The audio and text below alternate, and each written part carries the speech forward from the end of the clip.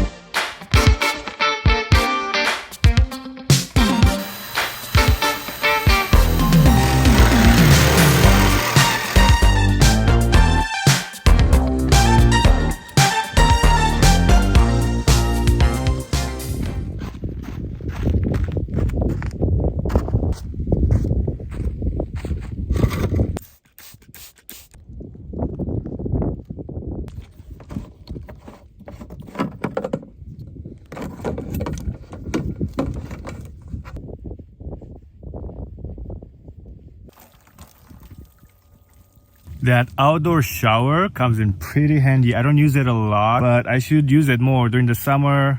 There's no reason why not to if I'm out camping out in the woods or in the desert where it gets a little dusty. It has 2 batteries, those like last forever, and that 7-gallon water jug is good for 2 good showers. I only left it for like 2 hours, but I think if I leave it when it's a little bit hotter outside for maybe 5 hours, then it would be a nice warm shower.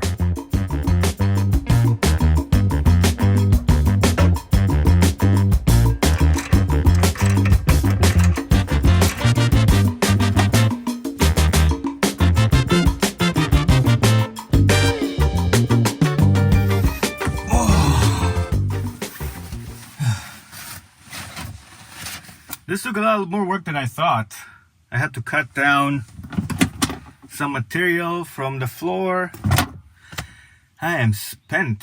Lately, I've been going around the van to kind of figure out what I need, what I don't need, what I don't use, and try to free up some space so it makes the living situation look much bigger than it actually is. Here I used to have a hanging closet, which was nice, but it took up so much space of just the whole living situation.